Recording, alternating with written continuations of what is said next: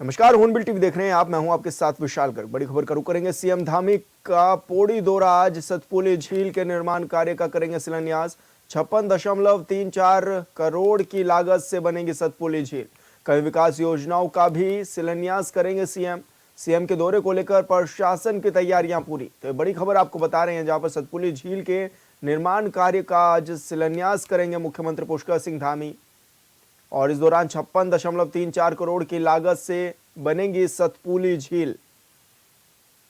कई विकास योजनाओं का भी शिलान्यास करेंगे सीएम पुष्कर सिंह धामी। और आज उनका दौरा रहने वाला है और दौरे को लेकर प्रशासन ने तैयारियां भी पूरी कर ली हैं।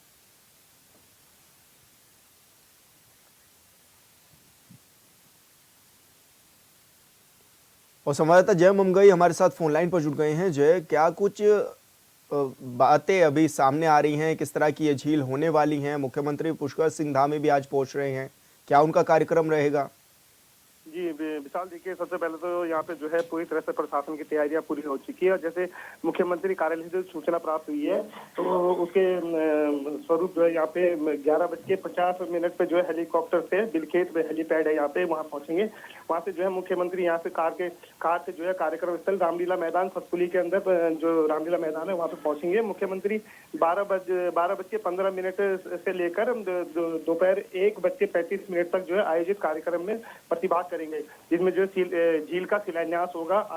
आदि जो है कई कार्यक्रम है जो सतपुली में झील शिलान्यास के बाद जो है विभिन्न विकास योजनाओं का लोकार्पण शिलान्यास करेंगे। जी जय, ऐसे में क्या माना जाए, किस तरह की ये झील बनाई जा रही है, तैयार की जा रही है, और क्या माने इससे कितना फायदा मिलेगा?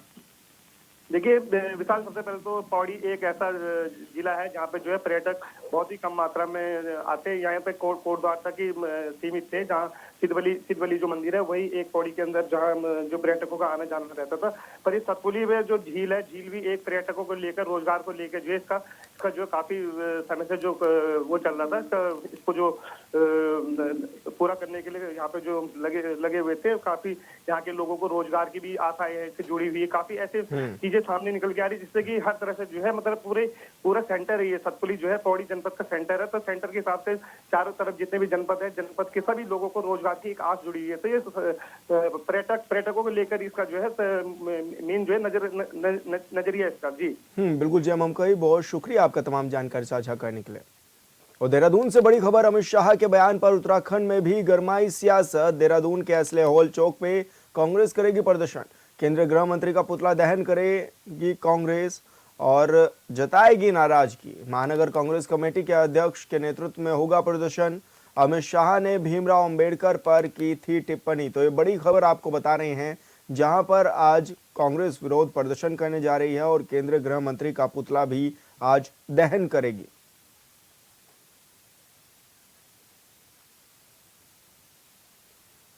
और संवाददाता योगेश आर्या हमारे साथ फोन लाइन पर जुड़ गए हैं। योगेश, क्या कुछ जानकारी मिल रही है, किस तरह का आज प्रदर्शन रहने वाला है कांग्रेस का? देखिए विशाल, मैं आपको बता दूं कि आज जो है देहरादून के अंदर जो है कांग्रेस जो है एक प्रदर्शन करने जा रही है। और ये प्रदर्शन जो है देश के गृह मंत्री अमित शाह के द्वारा भीमराव अंबेडकर पर की गई टिप्पणी को लेकर है। अंबेडकर को लेकर अमित शाह द्वारा की गई टिप्पणी से जो है सियासी बवाल जो है जो मचा हुआ है वो खत्म होने का नाम नहीं ले रहा है। बुधवार को प्रदर्शन के बाद अब कांग्रेस जो है इस मामले को लेकर गुरुवार को देश भर में विरोध प्रदर्शन की योजना बनाई थी। और इसी प्रदर्शन को लेकर जो है प्रदर्शन होगा। जो यहाँ महानगर अध्यक्ष है जसविंदर सिंह भोगी जी, उनके नेतृत्व में ये कार्यक्रम होना है। और साथ ही साथ जो है वहाँ पर पुतला दहन करने का उनका कार्यक्रम रखा गया है, वो पुतला दहन करेंगे। और साथ ही जो है उनसे माफी मांगने की मांग जो है वो कांग्रेस कमेटी कर रही है कि गृह मंत्री जो है बयान जो टिप्पणी की गई है इस पर माफी मांगे और साथ ही साथ अपना इस्तीफा दे।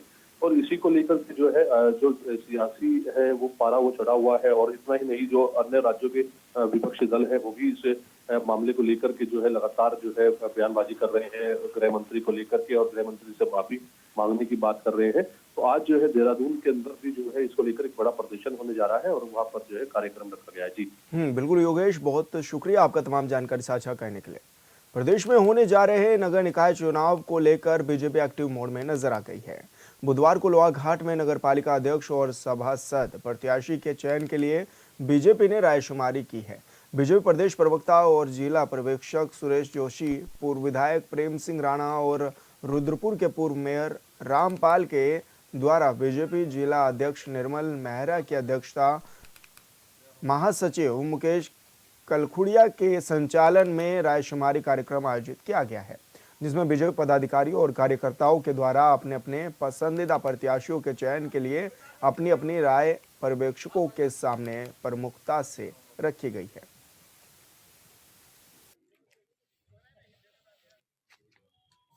देखिए, नगर निकाय चुनाव में 11 हमारे नगर निगम हैं और 45 हमारी नगर पालिकाएं हैं, 46 हमारे नगर पंचायत हैं।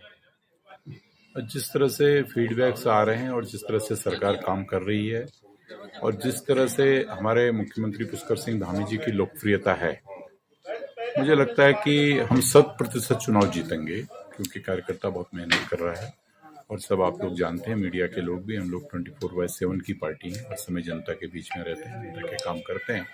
तो निश्चित तौर पर हमें पूरी उम्मीद है कि हम सभी नगर निकायों को जीतेंगे। देखिए, कार्यकर्ताओं का ये एक परिवार है, हम लोग परिवार के रूप में काम करते हैं और सभी कार्यकर्ता एकजुट होकर के इस चुनाव को लड़ाएंगे। राष्ट्रीय स्वास्थ्य मिशन के अंतर्गत देहरादून के शहरी क्षेत्रों में विशेषज्ञ चिकित्सा शिविरों की श्रृंखला का शुभारंभ किया गया है। संजय कॉलोनी स्थित सामुदायिक भवन में आयोजित कार्यक्रम का शुभारंभ स्वास्थ्य मंत्री डॉक्टर धन सिंह रावत ने वर्चुअली माध्यम से किया है। इस मौके पर आयोजित निःशुल्क विशेषज्ञ चिकित्सा शिविर में क्षेत्र के लोगों ने कई स्वास्थ्य सेवाओं का भी लाभ लिया है। इस संबंध में मंत्री ने कहा है कि राज्य के अंतिम व्यक्ति तक स्वास्थ्य सेवाओं का लाभ पहुंचाने के लिए राज्य सरकार कृत संकल्प है और उन्होंने ये भी कहा है कि सरकार लगातार राज्य में चिकित्सा से संबंधित अवस्थापना ढांचे को मजबूत करने के साथ ही स्वास्थ्य विभाग में रिक्त पदों को भरने का काम कर रही है।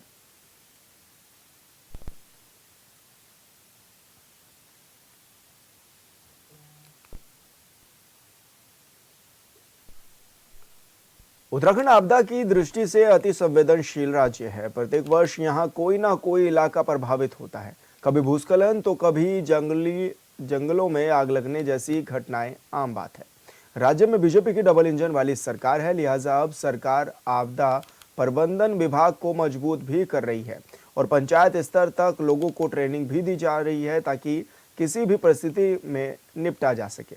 इधर केंद्र सरकार ने विश्व बैंक सहायतीय परियोजना Uttarakhand disaster preparedness and resilience project यानी यू प्रिपेयर्ड की स्वीकृति भी दे दी है, जिसके बाद 1480 करोड़ रुपए खर्च किए जाएंगे। दावा किया जा रहा है कि इससे आपदा प्रबंधन विभाग काफी मजबूत हो जाएगा।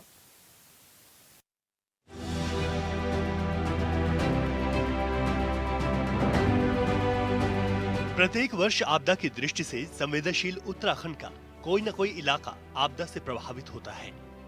यही वजह है कि केंद्र सरकार ने उत्तराखंड को आपदा प्रबंधन के लिए 1480 करोड़ की धनराशि स्वीकृत की है, जिस पर मुख्यमंत्री पुष्कर सिंह धामी ने प्रधानमंत्री नरेंद्र मोदी समेत केंद्र सरकार का आभार जताया है। उत्तराखंड के सीएम पुष्कर सिंह धामी ने एक्स पर एक पोस्ट किया है, जिसमें वो लिखते हैं, उत्तराखंड में आपदा प्रबंधन को सुदृढ़ और रिस्पांस टाइम को कम करने के उद्देश्य से केंद्र सरकार ने 1480 करोड़ की विश्व बैंक सहायतित परियोजना Uttarakhand disaster preparedness and resilient project you prepare स्वीकृत की गई है। हम आदरणीय प्रधानमंत्री जी का आभार व्यक्त करते, धन्यवाद करते हैं और माननीय मुख्यमंत्री पुष्कर सिंह धामी जी का, जिनके द्वारा लगातार प्रदेश की हर समस्या को आदरणीय प्रधानमंत्री और केंद्र को सम्मुख रखा जा रहा है और केंद्र के द्वारा लगातार उत्तराखंड राज्य को सहयोग मिल रहा है विकास के लिए। ये बिल्कुल निश्चित है कि हमारे देश के प्रधानमंत्री आदरणीय नरेंद्र भाई मोदी जी का उत्तराखंड राज्य के प्रति, उत्तराखंड की जनता के प्रति अगाध प्रेम है। उसी कारण वो लगातार उत्तराखंड राज्य को हर क्षेत्र में सहयोग दे रहे हैं और उत्तराखंड राज्य देश का सर्वश्रेष्ठ राज्य बने, इसके लिए हमारे मुख्यमंत्री जी और हमारे प्रधानमंत्री जी लगातार काम कर रहे हैं। केंद्र से आपदा प्रबंधन के लिए 1480 करोड़ की स्वीकृति पर सीएम धामी कहते हैं कि इस परियोजना के अंतर्गत 45 सेतु, 8 सड़क सुरक्षात्मक उपाय, 10 आपदा आश्रय गृहों का निर्माण, 19 अग्निशमन केंद्रों का निर्माण, सुदृढ़ीकरण, राज्य आपदा प्रतिवादन बल के लिए प्रशिक्षण केंद्रों का निर्माण के साथ साथ वन विभाग के तहत वनाग्नि नियंत्रण संबंधी कार्य किए जाएंगे। परियोजना लागत का 80% बजट केंद्र सरकार तो 20% बजट राज्य सरकार खर्च करेगी। लोक निर्माण विभाग 45 पुलों का करेगा निर्माण। 8 सड़क सुरक्षात्मक उपाय किए जाएंगे। पूर्व चेतावनी के लिए आपदा प्रबंधन का सॉफ्टवेयर अपडेट होगा। आपदा के लिहाज से संवेदनशील क्षेत्रों में 10 आपदा आश्रय गृह का निर्माण होगा। देहरादून में कमांड एंड कंट्रोल सिस्टम बनेगा। शासन स्तर पर कंट्रोल रूम की व्यवस्था होगी। चिन्हित 19 फायर स्टेशनों में उपकरणों की उपलब्धता सहित अन्य कदम उठाए जाएंगे। एसडीआरएफ के जॉलीग्रांट स्थित परिसर में आपदा प्रशिक्षण केंद्र बनाया जाएगा। आग पर नियंत्रण और रिस्पांस टाइम कम करने के लिए क्रू स्टेशनों की स्थापना होगी। सर, आपदा से निपटने के लिए ब्लॉक स्तर पर ट्रेनिंग सेशन की तैयारी चल रही है। किन लोगों को ट्रेनिंग जाएगी और इसका क्या कार्यक्रम रहेगा, क्या प्रोसेस रहेगा? ट्रेनिंग का कार्य हमारा पहले से ही चल रहा है, कोई नया कार्य नहीं है। हमारा प्रयास है कि जब आपदा का समय नहीं है तो उसमें हम लोग तैयारी का समय मानते हैं उसको, और जितनी अच्छी तैयारी होती है उतना अच्छा हम आपदा में मैनेज कर पाते हैं। तो उसी के क्रम में इसमें ट्रेनिंग का कार्य चल रहा है, सभी जनपद के द्वारा किया जा रहा है। इधर उत्तराखंड में आपदा जैसी स्थितियों से निपटने के लिए आपदा प्रबंधन विभाग लगातार अपनी तैयारी में जुटा है। आपदा प्रबंधन सचिव विनोद कुमार सुमन ने बताया कि जिन क्षेत्रों में आपदा जैसी स्थितियां अधिक देखने को मिलती हैं, उन क्षेत्रों में स्थानीय लोगों को ट्रेनिंग दी जा रही है। इसके साथ साथ जिला प्रशासन भी अपने स्तर पर अधिकारियों को तमाम तरह की जानकारियां और ट्रेनिंग देकर उन्हें आपदा जैसी स्थितियों से निपटने के लिए पहले से ही तैयार कर रहा है। आपदा प्रबंधन सचिव विनोद कुमार सुमन ने बताया कि इस समय स्थितियां सामान्य हैं और हमें अभी से अपनी तैयारियां पूरी कर लेनी चाहिए। अब हमारा प्रयास है कि स्कूलों में या जन समुदाय तक या जिस जगह ज़्यादा आपदा आती है वहाँ पे हम ट्रेनिंग करावें। उस दिशा में कार्रवाई चल रही है और उसको थोड़ा सा एग्रेसिव तरीके से करने की प्लानिंग चल रही है। अभी योजना बन रही है हमारी, बहुत जल्दी हम इसको लॉन्च करने वाले हैं। इसमें किन-किन लोगों को ट्रेनिंग दी जाएगी? क्या देखिए, अभी ट्रेनिंग का हमारा है कि जो वहाँ के जन समुदाय हैं उनको हम जब प्रशिक्षित कर पाएंगे तो जब भी कोई आपदा आती है तो जो स्थानीय लोग होते हैं वो ज़्यादा इफेक्टिव मदद कर पाते हैं। हमारी टीम तो बाद में पहुँचती है। तो ऐसी आपदा से निपटने के लिए पहले हम ट्रेनिंग देंगे लोगों को, ताकि जब छोटी-मोटी कोई आपदा आती है, छोटी-मोटी कोई दिक्कत आती है तो तत्काल लोग कर लें। इसके बाद फिर प्रशिक्षित दल उसके बाद जाता है हमारा, तो उस दिशा में कार्य कर रहे हैं। उत्तराखंड में हिमालयी राज्य और संवेदनशील राज्यों में देवभूमि की गिनती होती है। राज्य के कई इलाके ऐसे हैं जहां आए दिन भूस्खलन जैसी घटनाएं घटती रहती हैं। गर्मियों के समय में जंगल में आग लगने की वजह से प्रदेश को भारी नुकसान होता है और कई लोगों की जान भी चली जाती है, जिसके बाद विभाग पर कई तरह के सवाल भी उठते हैं। कभी कभी तो विभाग को दी गई सुविधाओं पर भी सवाल उठा है, लेकिन अब धामी सरकार सरकारी तंत्र को मजबूत करने में जुटी है ताकि जरूरत पड़ने पर कम से कम नुकसान हो और राज्य के जंगल सुरक्षित रहें। इधर 1400 करोड़ की स्वीकृति पर विपक्ष के कुछ सवाल हैं। उत्तराखंड हिमालयी राज्य है। हमारी भौगोलिक स्थिति बड़ी ही विषम है और बरसात के मौसम में जगह जगह भूस्खलन की घटनाएं होती हैं, बादल फटने की घटनाएं होती हैं, जिससे जनजीवन अस्त व्यस्त हो जाता है। और इस बार केदार घाटी में जिस तरीके से 31 जुलाई को भयंकर आपदा आई, कितने लोग लापता हुए, कितने लोगों की जानें गई, कितना नुकसान हुआ, इसका सही आकलन प्रशासन के पास आज तक नहीं है। और आपदा राहत में केंद्र से 1400 कुछ करोड़ रुपए राज्य को मिले हैं, लेकिन उन रुपयों को कहां पर प्रदेश सरकार ने लगाया, उसका हिसाब किताब भी देना चाहिए। जोशीमठ आपदा के हालात आज तक नहीं सुधरे हैं, लोग आज भी भय के माहौल में वहां रह रहे हैं। जब तक जोशीमठ का समुचित ट्रीटमेंट नहीं होता, केदारनाथ आपदा के जख्म नहीं भरे जाते, तमाम गाँवों में, कस्बों में जहाँ बादल फटे हैं वहाँ पर अस्थायी अगर व्यवस्थाएं नहीं होंगी और आपदा से निपटने के लिए स्पेशल रणनीति और स्पेशल नीति राज्य सरकार नहीं बनाएगी, तब तक आपदा के जख्मों को भरना संभव नहीं है। उत्तराखंड आपदा की दृष्टि से काफी संवेदनशील राज्य है। केंद्र सरकार की ओर से स्वीकृत इस धनराशि से राज्य में आपदा के समय आपदा राहत और बचाव कार्यों के लिए आपदा के प्रभाव को कम करने में बड़ी मदद मिलेगी। केंद्र सरकार ने विश्व बैंक सहायतित परियोजना Uttarakhand disaster preparedness and resilient project यानी यू प्रिपेयर से 1480 करोड़ रुपए स्वीकृत किए हैं। देखना होगा कि आपदा प्रबंधन विभाग कितना मजबूत होता है। Bureau report, hornbill TV. खबरों में आगे बढ़ेंगे। नैनीताल के भवाली मार्ग के पास नशे की हालत में 2 लोग 150 फीट गहरी खाई में जा गिरे। तत्काल ग्रामीणों ने इसकी जानकारी पुलिस को दी। पुलिस, दमकल विभाग और एसडीआरएफ की टीम के साथ मौके पर पहुंची। कड़ी मशक्कत के बाद दोनों को रेस्क्यू कर बाहर निकाला गया और इलाज के लिए अस्पताल में पहुंचाया गया।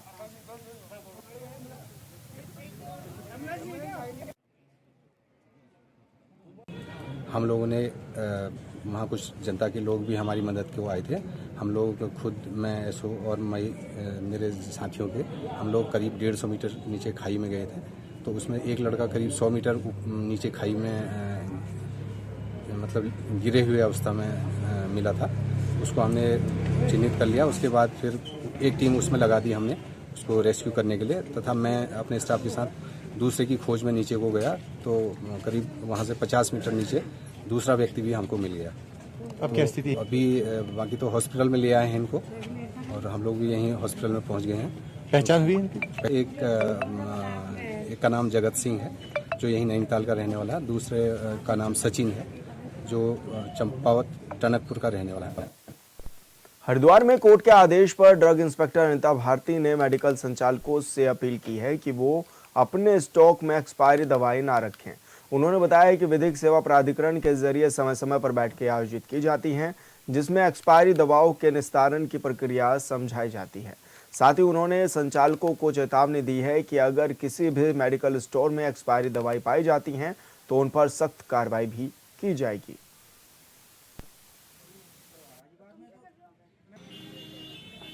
माननीय न्यायालय के आदेश भी हैं कि जो है मेडिकल स्टोर पे एक्सपायरी दवाएं किसी को ना दी जाए और विधिक सेवा प्राधिकरण के साथ हमारे हर माह मीटिंग होती है। वहाँ पर हम लोग डिस्कस करते हैं कि जो है दवाइयों का जो भी निस्तारण है, कोई दवाइयाँ डिस्ट्रॉय करनी है वो सही तरीके से होनी है और मैं उसका पालन लगातार कर रही हूँ कि मेडिकल स्टोर पे जहाँ भी जाना है, जहाँ भी देखती हूँ वहाँ पर लोगों को इस चीज़ के लिए विशेष ध्यान दिया जाना है कि एक्सपायरी दवाइयाँ अलग रखनी है और उसके साथ ही किसी को भी एक्सपायरी दवाई नहीं देनी है और कोई भी ग्राहक आता है तो उसको दवाइयाँ चेक करा के देनी।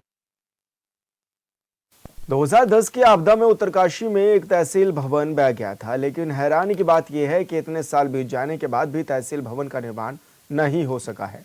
मौजूदा स्थिति यह है कि एनटीपीसी ने जर्जर भवन में तहसील कार्यालय चला रखा है, जिसकी वजह से स्थानीय लोगों को परेशानियां हो रही हैं। इस रिपोर्ट में देखिए।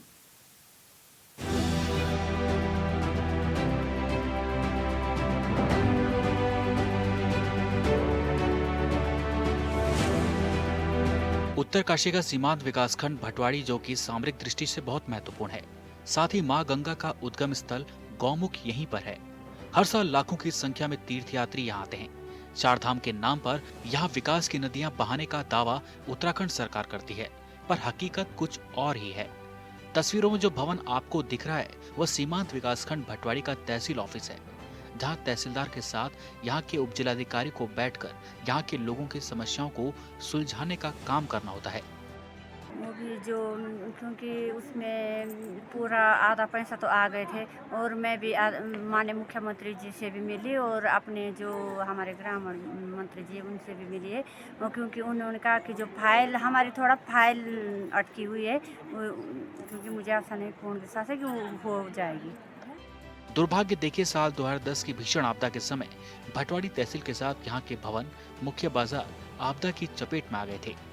स्थानीय लोगों की सुविधा के लिए एनटीपीसी के टीन शीट में यहाँ का तहसील कार्यालय शिफ्ट कर दिया गया, जो आज तक जर्जर हालत में है। इस बीच तमाम दावे किए जा रहे हैं कि नया तहसील भवन बन रहा है, पर 14 साल बीत जाने के बाद भी आज यहाँ तहसील भवन के नाम पर एक ईंट तक सरकार नहीं लगा पाई।